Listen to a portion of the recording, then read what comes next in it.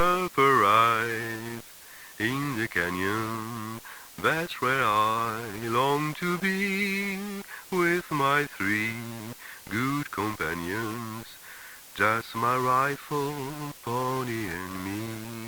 Est-ce qu'il y a, autant que dans vos souvenirs, est-ce qu'il y aurait une image, la première image qui vous aurait marqué? Alors ça peut être une image de cinéma, ça peut être une image que vous auriez imaginée en écoutant une musique, ça peut être une photo, ça peut être une peinture, je ne sais pas. Juste la première image qui vous a vraiment marqué. Euh, alors au cinéma, je me souviens qu'à l'époque, moi j'habitais à la campagne, donc il n'y avait pas de cinéma à la campagne et avec ma mère et son copain, on était allés à Orléans et je crois qu'on avait vu Les Aventuriers de l'Arche perdue. Donc j'ai ça comme image, premiers films. Et puis en même temps, il y avait aussi les premiers magnétoscopes à l'époque, donc il y avait la possibilité d'enregistrer des films, de louer des films et tout. Donc c'est un peu mes premières images. Après, moi, quand j'étais un peu plus un peu plus âgé, je faisais de la musique, mais j'ai aussi travaillé. J'ai travaillé dans des cinémas en fait à Orléans, euh, juste à la caisse ou enfin voilà, donc des cinémas plutôt indépendants. Donc en fait, j'ai eu un moment, où je me suis posé la question de faire une fac de cinéma, puis ça s'est pas fait, mais voilà le rapport au cinéma. Donc j'ai pas une image en particulier, mais voilà, j'ai toujours été en contact, ou en tout cas toujours été euh, fan de cinéma en fait. Voilà. Et puis Et, c'est vrai que ouais. pendant des années où je travaillais dans deux trois cinémas différents en Orléans et il y avait une espèce de convention entre les cinémas où tout le monde qui travaille dans un cinéma peut aller voir les films. Donc j'avais vraiment du temps. J'étais à la fac, je faisais un peu de musique et enfin je faisais beaucoup de musique et j'allais un peu à la fac. Et donc j'allais beaucoup voir de films en fait. Voilà, j'ai vu beaucoup de films et puis après avec le scope, j'ai commencé à enregistrer vraiment plein de films. Enfin, j'avais une vraie vidéothèque chez moi jusque dans les années 2000. J'avais vraiment un mur de vidéos. Voilà. Et Donc, les films, et les films dans lesquels la musique était un élément fondamental. Ça peut être une comédie musicale, mais ça peut être aussi un film sur la vie d'un musicien. Là, je sais pas pour quelle raison, mais je pense par exemple au film de Clint Eastwood sur Charlie Parker, Bird. Et est-ce que, selon vous, le cinéma a toujours su questionner justement la musique dans tout le sens du terme? bah oui, je pense. Enfin, depuis Godard sur les Stones, les Clash, Rude Boy. Bon, ça c'est un de mes groupes préférés. Donc c'est vrai que ce film m'a beaucoup marqué parce que c'était une espèce de docu-fiction qui vraiment était au cœur de la création des Clash et de tout ce qu'ils pouvaient rencontrer dans un moment donné. Donc après, oui, que ce soit Bird ou des documentaires plus récents, enfin que ce soit des biopics ou des documentaires plus récents comme Sugarman ou Dig, enfin tous ces films qui touchent aussi à des destins particuliers. Moi, je trouve que ça a toujours été, enfin, ça fonctionne, quoi. Voilà. Après, il y a des biopics sur la musique qui sont plus ou moins bien réussis et d'autres qui sont justes. Quand Mais vous, êtes- Quand vous avez commencé à travailler dans le milieu musical, à jouer des instrus, à produire, est-ce qu'il y avait quand même cette idée un jour de vouloir faire un film sur, ça peut être sur un groupe ou sur la musique en quelque sorte? Est-ce que c'était une idée avant que vous rencontriez non, non, non, non, non. Il y avait une volonté plutôt de faire des musiques de films parce que j'ai commencé un tout petit peu avant de rencontrer cette histoire. Enfin, pas des musiques de films, mais on avait fait une musique pour un dessin animé pour Canal avec mon groupe à l'époque. Il y avait toujours le côté vidéoclip, mais je prenais ça vraiment comme un moyen de diffuser la musique. Et moi, en tant que réalisateur et producteur de musique, j'étais vraiment très, très dans la musique. Je faisais pas de photos, j'avais pas spécialement de caméra. Enfin voilà, j'aimais j'aimais l'image et le cinéma, mais avant de découvrir cette histoire, il y avait pas, j'ai pas souvenir de vouloir faire un film sur un sujet, enfin de me dire tiens, je vais faire un film dans la musique ou tiens, je vais filmer des images, enfin voilà. Enfin je vais filmer des choses dans la musique et tout ça. Non, il y avait vraiment pas. C'est vraiment ce documentaire, enfin la rencontre avec cette histoire qui a fait que ça a déclenché ça quoi. Bah, cette rencontre, enfin, c'est quand même une sacrée partie de votre vie en quelque sorte. C'est plus de 10, 15 ans, 15, 18 ans avec la sortie du DVD, etc. à peu près.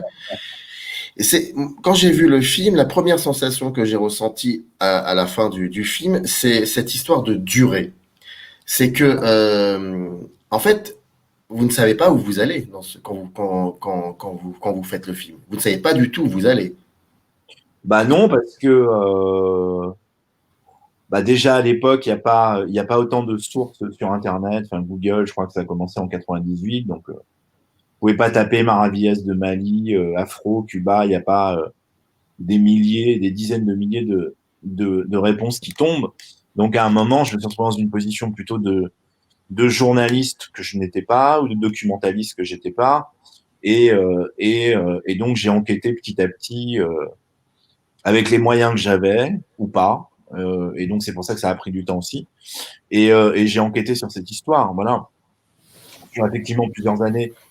Parce que la première année, quand je découvre un peu tout ça et que j'y vais, je crois, 2 ou 3 fois, j'ai quand même des images, j'écris un dossier, je vais commencer à en parler à des boîtes de prod télé, puisque c'était plus l'idée de faire un doc télé, un 52. Donc sûrement dans une forme beaucoup plus classique que ce qu'il n'est devenu. Il est devenu ce qu'il est devenu aussi par rapport à ce temps qui a été qui a été mis pour faire le film. Et donc c'est vrai que voilà, je filme, je filme, je filme, je filme. Voilà, j'ai je sais plus combien d'heures de rush, je sais pas combien de cassettes, je dois avoir 80 cassettes DV et je filme et j'emmagasine en fait des images et je pense que le film fonctionne aussi parce que là-bas je suis pas réal, je suis pas documentaliste, je suis pas journaliste, donc vis-à-vis de la relation que j'ai avec eux, je peux filmer en fait d'une façon assez facile parce que je suis producteur de musique aussi, je pense. Donc il y a, je vais pas dire qu'il y a un langage parce que moi la musique afro-cubaine ça me parle pas du tout quand je les rencontre. Je suis pas un spécialiste, je suis jamais allé à Cuba, je connais pas. Mais en tout cas, je pense que le fait de m'intéresser à eux en tant que artistes, musiciens qui ont une histoire incroyable que je ne connais pas du tout en plus, l'Afrique, communiste, socialiste, les relations, tout ça, je connais pas du tout.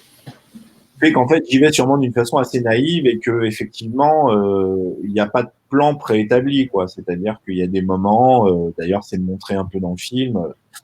Il y a des moments où ça fonctionne pas et je me dis que je vais pas forcément y arriver, tout en sachant que je me suis jamais vraiment dit non plus que j'allais pas y arriver. Enfin, je sais pas comment expliquer. Cette histoire, elle fait partie de ma vie là pendant, on va dire 15, enfin jusqu'à temps que je signe ce projet chez Universal. Pendant 15 ans, elle fait partie de ma vie et elle fonctionne un peu comme une balle de ping-pong. On me la renvoie par moment, je la renvoie. Il y a des gens qui vont essayer d'en faire quelque chose, ça fonctionne pas, donc ça me donne effectivement.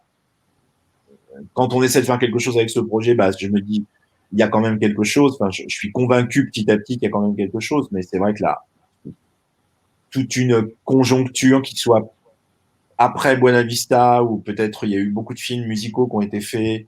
Moi, j'arrive un peu après, je suis pas connu, j'ai pas vraiment de légitimité. L'histoire est quand même très inconnue. Il y a ça, et puis d'un côté, il y a aussi toute cette période, on va dire au milieu des années enfin 2000 où la musique africaine elle est moins présente que dans les années 90 et que ce qui va devenir après quoi en fait. À partir de 2010, 2012, 2013, 2014, 2015, la musique africaine elle revient en force, l'art africain revient en force voilà. Et c'est vrai que moi je suis dans une espèce de ventre mou voilà. Donc c'est vrai que à la base je sais pas vraiment où je vais. Mais par contre, je filme.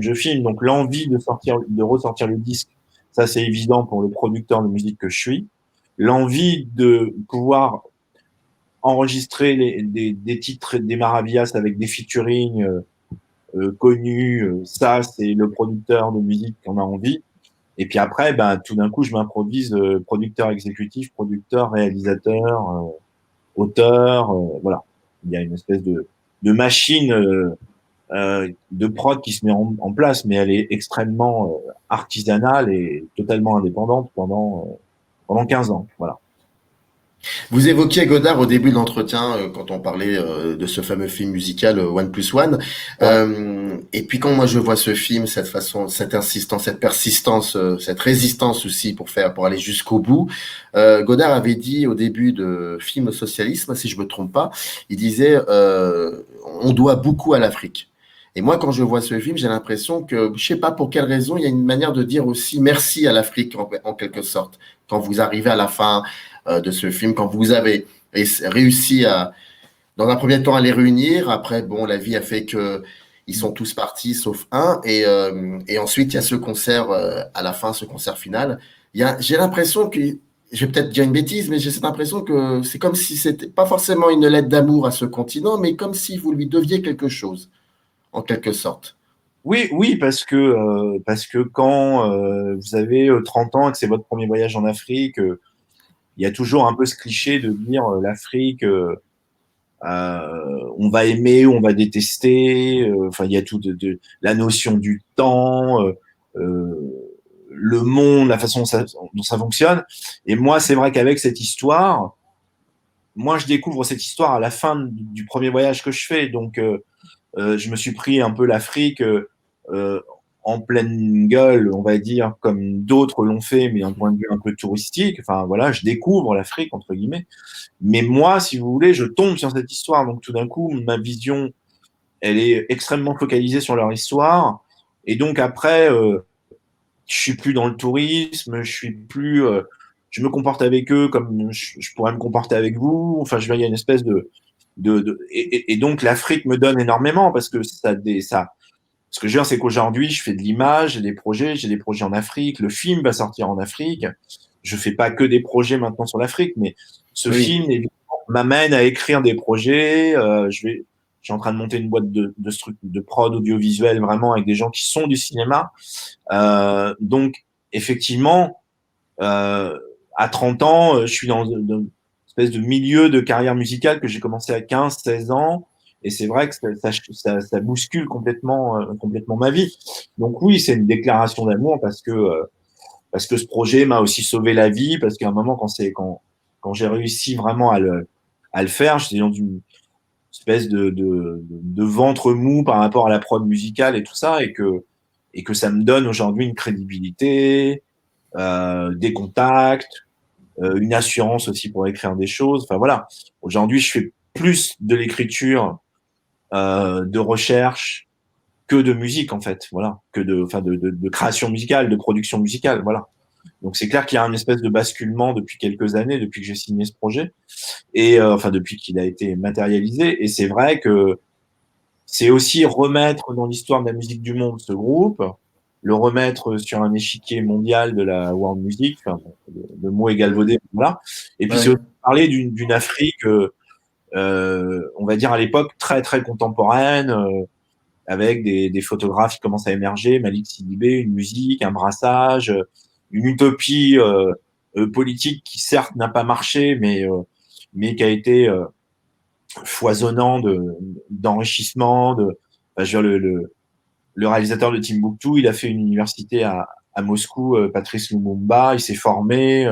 Il y a des Soudanais aussi qui ont fait il y a eu un doc sur des Soudanais qui ont voulu réouvrir des cinémas, je crois, à Khartoum, et qui avaient fait aussi une école de cinéma. Donc voilà, c'est un continent extrêmement riche, ça on le sait. Enfin, c'est un peu cliché de dire ça, mais là, on avait une histoire qui était à la fois géopolitique, qui se passe pendant la guerre froide, qui a un lien avec la France parce que c'est la décolonisation, donc la colonisation, et en même temps un lien avec Cuba qui est forcément, euh, je veux dire, à la fois une ville, enfin la Havane, une ville riche en musique évidemment, avec le focus qu'a amené Wim Wenders, mais pas que, et puis aussi voilà des icônes quoi, enfin les icônes des présidents africains, Lumumba, Modibo Keïta, Sékou Touré, enfin, une histoire de l'Afrique qui est assez méconnue, que moi, je ne connaissais pas en tout cas.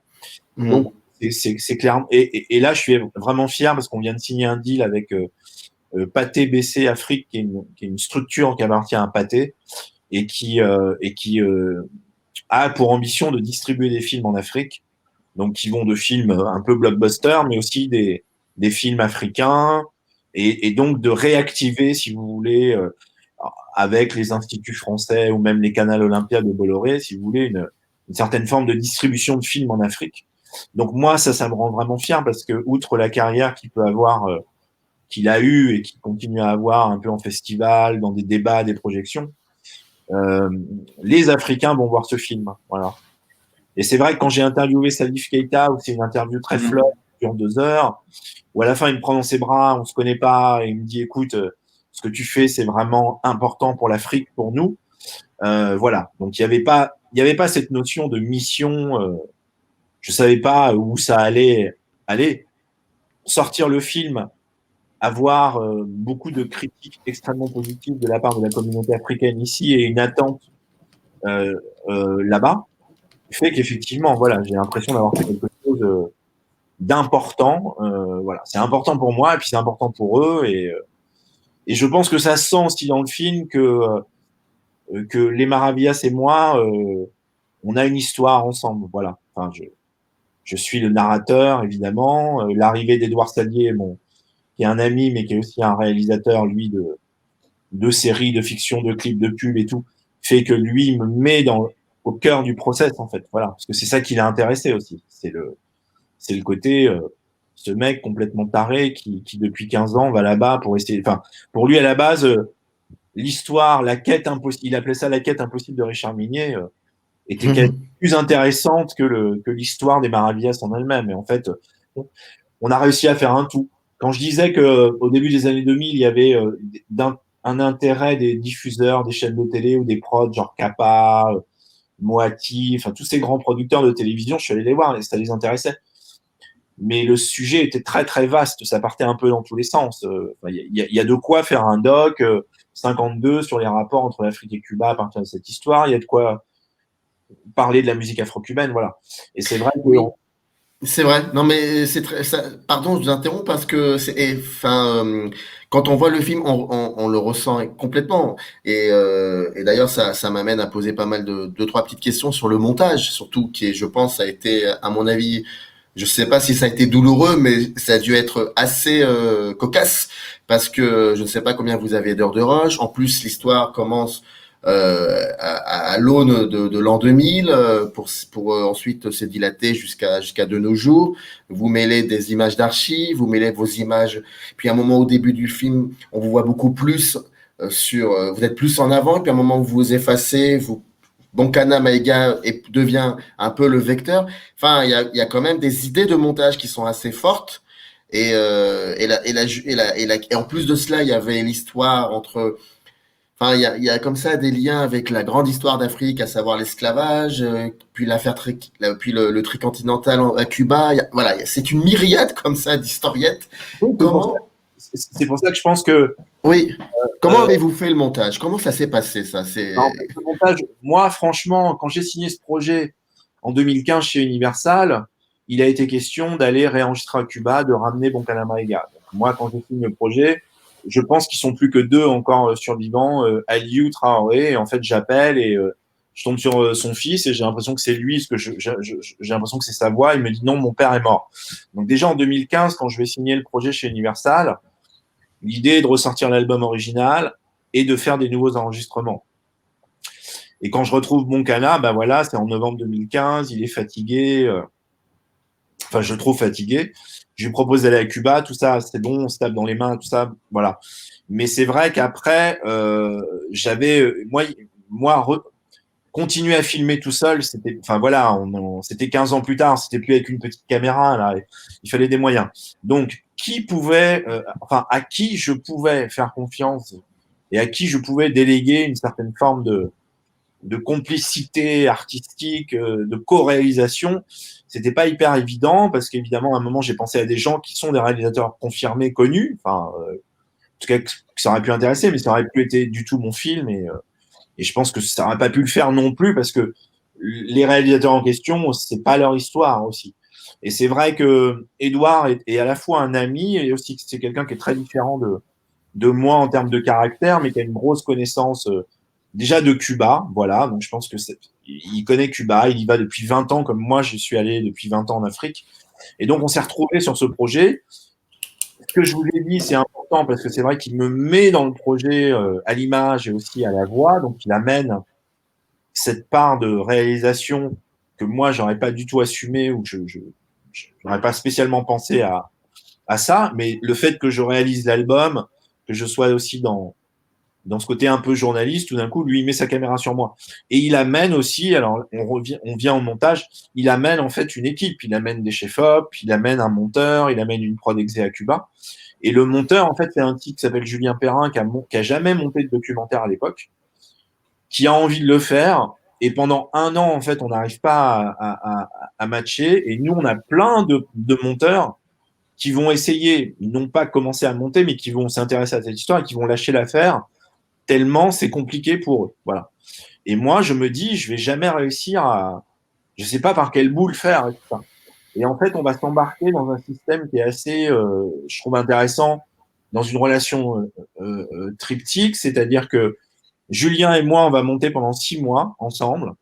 Lui, il va tout redérocher. Moi, j'avais déjà déroché. Lui, il va tout redérocher.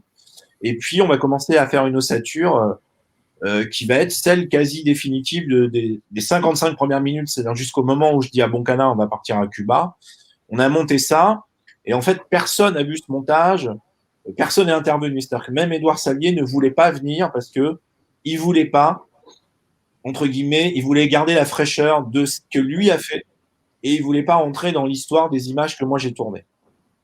Et ça, c'était hyper intéressant parce que quand on lui a montré 55 minutes, on lui a montré quand même beaucoup, beaucoup d'images que j'ai tournées. Il avait vu des petits bouts de montage, mais il n'avait pas vu l'histoire de tous ces mecs. Donc en fait, c'était important d'avoir son avis parce que si lui trouvait que ça fonctionnait pas en termes de récit, ça voulait dire qu'on s'était vraiment planté. Mais il m'avait mis un de ses monteurs avec qui il avait monté des séries, des films. Donc en fait, on s'est retrouvé dans ce système et c'est vrai que ça a fonctionné. Et le montage est vraiment hyper bien pensé. Et Edouard est venu peut-être 2 ou 3 fois en 6 mois. Il a dit ça, ouais, je mettrai ça comme ça, blablabla. Bla, bla, bla. Et puis ça s'est fait en fait aussi simplement que ça. Ça a duré. Il y avait 200 heures de rush, donc voilà. Et après, on a fait des choix. On a fait des choix aussi de faire un film assez court. Moi, j'écrivais la voix off. Quand je rentrais le soir, ben, j'écrivais un peu parce qu'est-ce qu'il fallait écrire comme voix off. Et puis à un moment, j'ai tout réenregistré. Les musiques additionnelles, je m'en suis occupé aussi. Enfin, voilà, on était vraiment quasi tous les deux avec comme espèce de Manitou pour dire oui, non de temps en temps, mais je pense qu'il y avait une confiance entre eux deux parce qu'ils se connaissent. Et Edouard, me connaissant, il savait que c'était pas, il y avait pas forcément beaucoup de monteurs qui auraient pu faire ce film. Alors après, des gens auraient fait un autre montage et tout, mais voilà. Et on a réussi à intégrer tous les éléments que vous avez cités, c'est-à-dire parler des relations entre Cuba et l'Afrique, parler de la musique afro-cubaine, avec les images d'archives, parler de l'héritage des esclaves africains qui vont, voilà. Mais c'est vrai que chaque parcelle de cette histoire pourrait être un doc. Ben voilà, à un moment, on aurait pu aussi, enfin, en étirant vraiment, on aurait pu faire un truc beaucoup plus fleuve, même une série, mais le doc objet une 20, c'est vachement bien. Enfin, voilà. Est-ce que Boncana Maïga a vu le film? Oui, oui, bien sûr. Alors, il l'a vu la première fois.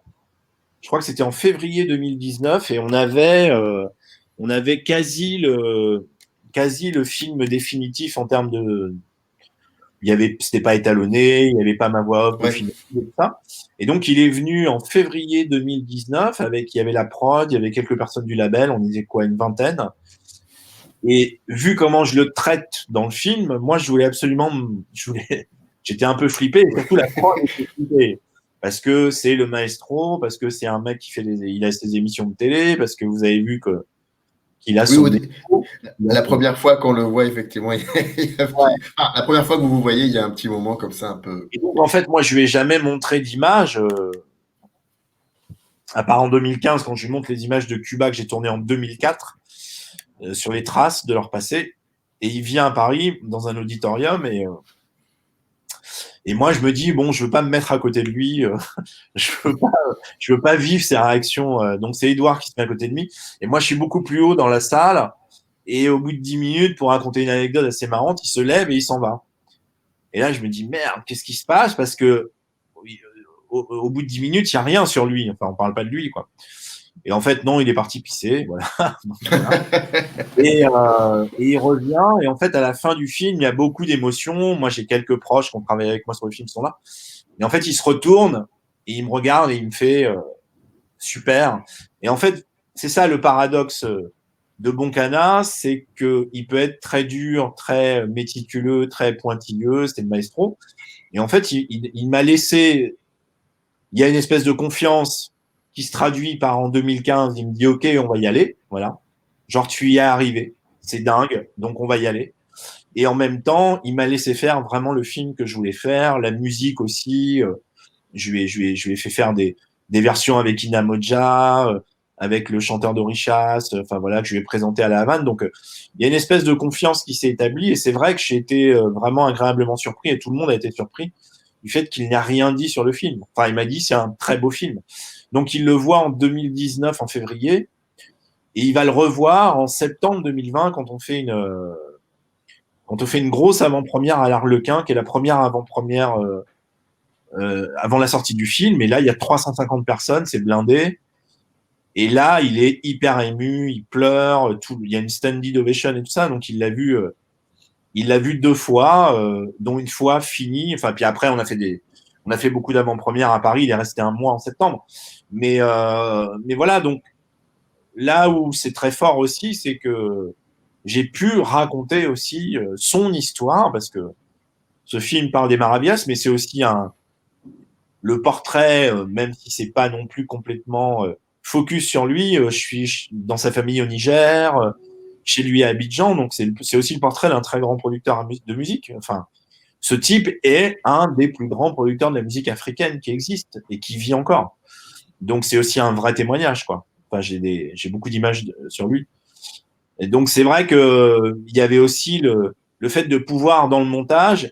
Et ce qui était intéressant avec Julien, c'est qu'on n'a pas non plus forcé le trait, mais il y a des espèces de petits twists de montage. Quand on est chez lui, on met une musique un peu bossa nova, un peu lounge, en gros on se fout de sa gueule parce qu'il est là, il dit ah c'est moi, c'est moi, c'est moi, c'est moi, c'est moi. Voilà. Et en fait, ça l'a fait marrer. Enfin, je veux dire, c'est pas quelque chose, il n'y a pas eu de censure là-dessus, quoi. Voilà. Pourquoi le film se termine sur vous? Pourquoi le plan final, c'est sur vous? Est-ce que c'est parce que le premier plan, c'est commencé sur vous avec la voix off? Est-ce que Alors, vous vouliez créer une espèce de boucle? oui, alors oui, il y a ça d'un point de vue cinématographique entre l'hôtel, je m'appelle Richard Minier, voilà, c'est 18 ans. Alors après, on s'est posé plein de questions parce qu'en fait, moi, j'estime qu'il y a 3 fins dans ce film. Il y a la fin de Boncana qui est à Cuba, qui regarde face caméra et je dis les Marabias vont se reformer. Et on peut très bien en fait passer de ce moment-là au concert, voilà. Mhm. Il y a ce retour à Bamako parce que il y a cette espèce de fil rouge en 2018 où il y a ce tournage à Bamako et c'est vrai qu'on boucle une boucle. Et donc, oui, j'ai eu quelques très légères critiques par rapport à ça, d'un réal qui me dit oui, c'est bizarre que tu finisses sur toi. Et c'est vrai que moi, j'étais pas plus fan que ça, mais on voulait aussi finir par ce plan de l'hôtel de l'amitié où je découvre l'histoire. Enfin, et on voulait pouvoir enchaîner avec la musique. Il y a eu tout un débat aussi. Alors ça, évidemment, c'est que quand je le raconte, mais il y a eu tout un débat aussi de mettre plus de musique live dans le film. Et en Mhm. fait, on tenait à avoir ce générique avec la musique électronique d'un remix d'Africa Mia. Euh, Moi, je trouvais pas ça intéressant. On a fait des fins où il y a de la musique live en concert, où c'est vraiment eux qui jouent.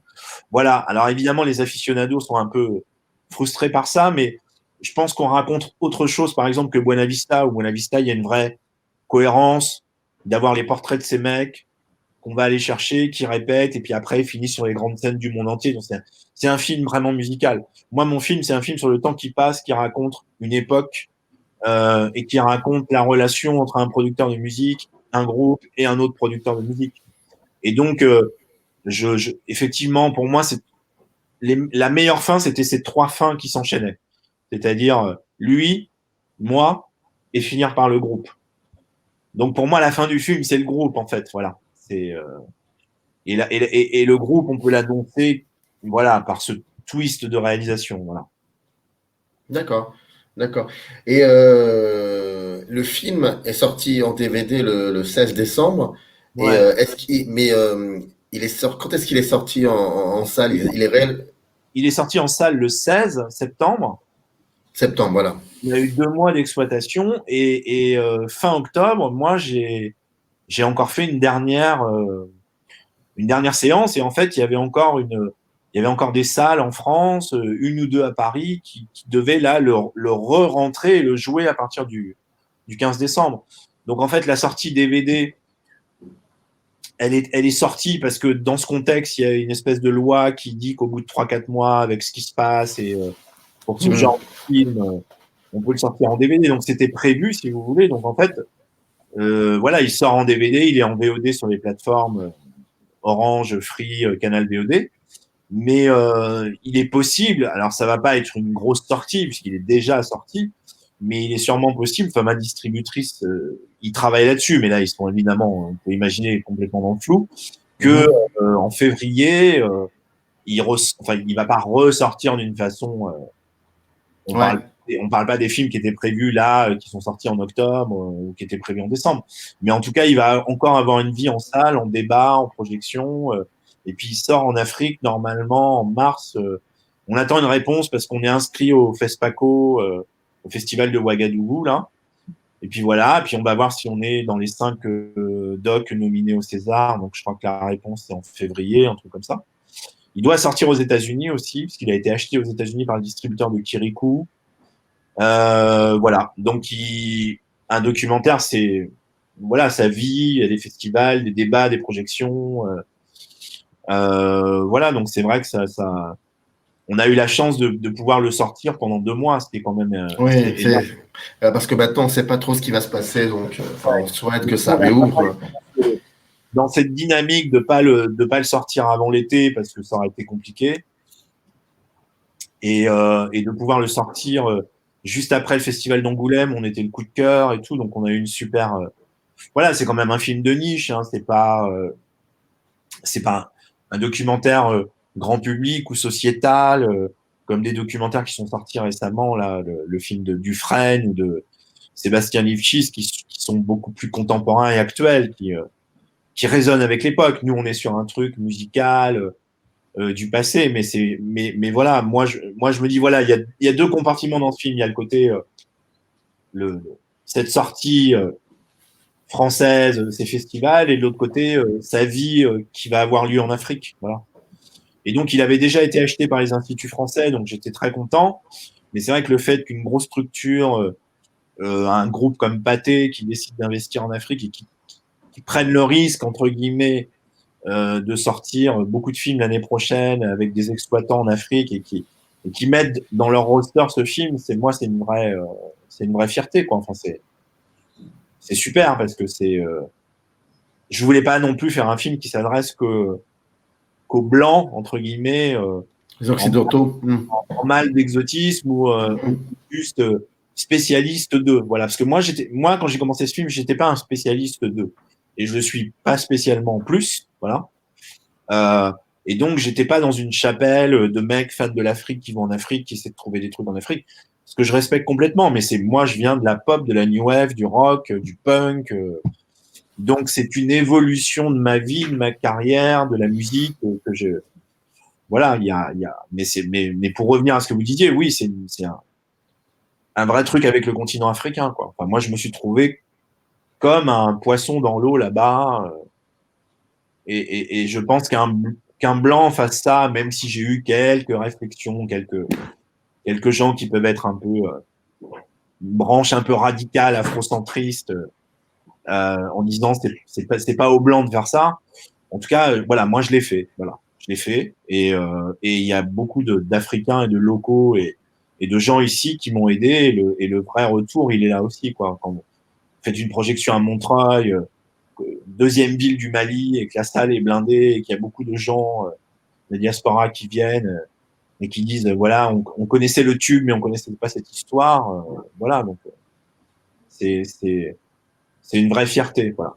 Up arise in the canyon, that's where I long to be, with my three good companions, just my rifle, pony and me.